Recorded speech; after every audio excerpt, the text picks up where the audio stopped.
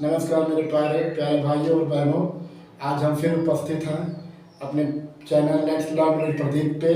आज हम बात करेंगे क्लास 10th के ज्योग्राफी के first chapter resource and development से के बारे में हम आज बात करेंगे और उसी पर कुछ चर्चाएं करेंगे।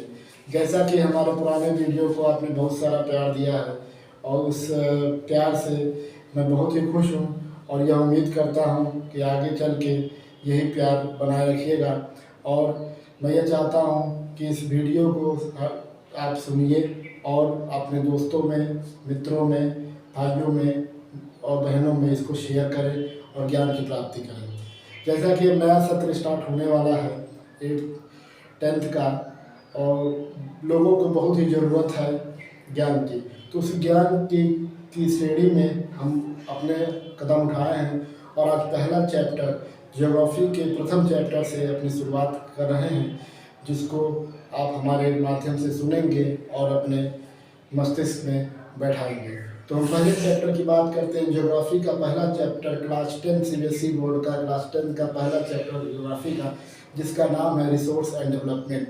रिसोर्स एंड डेवलपमेंट, पहले हम बात करेंगे रिसोर्स और डेवलपमेंट की क्या है। रिसोर्सेज क्या है?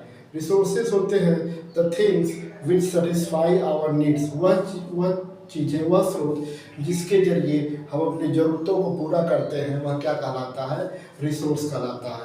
रिसोर्स बहुत प्रकार का हो सकता है। नेचुरल रिसोर्स होता है और ह्यूमन रिसोर्स होता है, मैन मेड रिसोर्स होता है। नेचुरल रिसोर्स वह रिसोर्स होता है जिसको हम प्रकृति द्वारा प्राप्त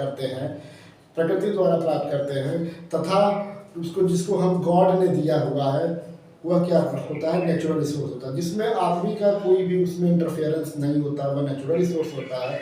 और जो मैन मेड रिसोर्स होता है वह मनुष्य के दिमाग के द्वारा, उसके हस्तकला के द्वारा बनाया जाता है, वह क्या कहलाता है कि आपका क्या कहलाता है? वह कहलाता है ह्यूमन रिसोर्स से कहलाता है। तो बात करते हैं बच्चों आपके रिसोर्स एंड डेवलपमेंट चैप्टर में।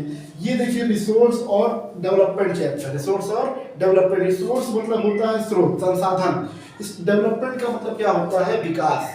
तो रिसोर्स के जरिए कैसे विकास हुआ उसके बारे में हम बात करते हैं। तो रिसोर्स क्या करता है? सेटिस्फाई आवर नीड्स, हमारी जरूरत को पूरा करता है।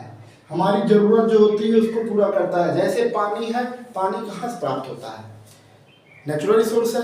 हवा कहाँ से प्राप्त होती है? नेचुरल रिसोर्स है। तो हमारी पानी पीने की जरूरत है। हवा खाने की जरूरत है। तो ये कहाँ से होता है? यह आपके प्रकृति से मिलता है। ये भी एक रिसोर्स का काम करता है। बात समझ में आ रही?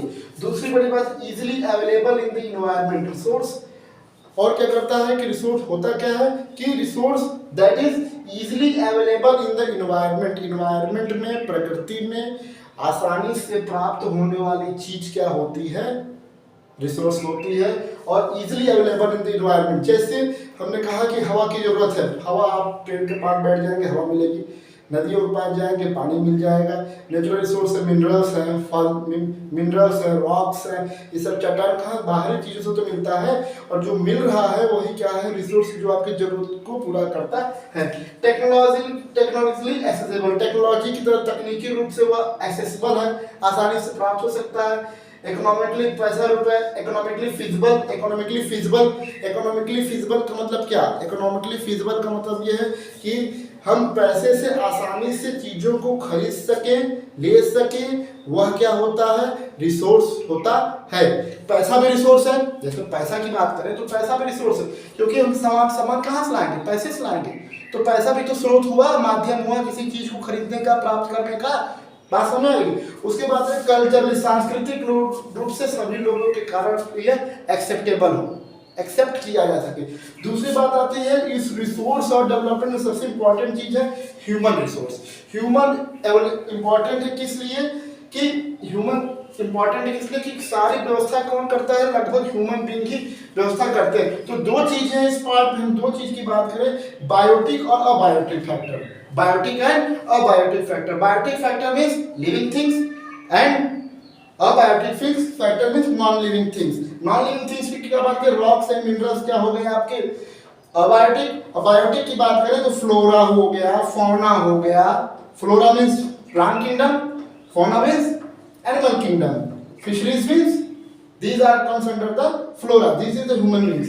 और जो आपका ओरिजिन के आधार पर इसको कितने भागों में बांटा गया? 2 भागों में बांटा गया, बायोटिक अबायोटिक। जो हम बायोटिक अबायोटिक बता रहे हैं, रिसोर्सेज की क्लासिफिकेशन की बात करें तो उसको 2 भागों में बांटा गया। ओरिजिन के आधार पर रिसोर्सेज को 2 भागों में बांटा गया है, बायोटिक और abiotic factor. Biotic or abiotic factor. Biotic factor means living things in which all the flora and fauna fisheries are comes under the biotic factor, and abiotic factors are those factors in which what we things are there, rocks and minerals. These are the resources on the basis of the origin and on the basis of exhaustibility के आधार पर इसको भी 2 भागों में बांटा गया है, that is renewable resource and non renewable resource. Renewable resource क्या होते हैं? कैन बी रिन्यूड और रिप्रोड्यूस्ड बाय द फिजिकली और the chemically process. Renewable resource वो रिसोर्स होता है जिसको हम फिजिकली ग्रुप से केमिकली ग्रुप से दोबारा प्राप्त कर सकते हैं। वो रिन्यूएबल नाम से ही स्पष्ट है मित्रों, नाम से ही स्पष्ट है, रिन्यूएबल, रिन्यू फिर से बनाया जा सके, that is the renewable resource. Example is the solar energy, wind energy. और नॉन रिन्यूएबल रिसोर्स जिसको हम फिर से प्राप्त ही ना कर सकें, फिर से झास्ट हो जाए, खत्म हो जाए, नष्ट हो जाए, that is called non renewable resource. Example mineral और द फॉसिल फ्यूल्स, मिनरल और फॉसिल फ्यूल्स। तो ये 2 चीजें हमने बताया इस वीडियो में कि रिसोर्सेज क्या है, ओरिजिन के आधार पर 2 भागों में बांटा गया है, बायोटिक अबायोटिक, और एक्सेसिबिलिटी के आधार पर बांटा गया रिन्यूएबल और नॉन रिन्यूएबल रिसोर्सेज। और भी क्लासिफिकेशन है जिसको हम अगले वीडियो में आपसे चर्चा करेंगे। तो इसी तरह हमारा वीडियो देखते रहें और जो हम बताते चल रहे हैं उसको आप ध्यान दीजिए, आप वीडियो प्राप्त करेंगे। और कोई परेशानी होती है कमेंट बॉक्स में लिख सकते हैं, पूछ सकते हैं, और जो कोई दिक्कतें परेशानी समझ में नहीं आ रही है वो भी आप लिख सकते हैं, मेरी कमियों को भी आप उसमें लिख सकते हैं।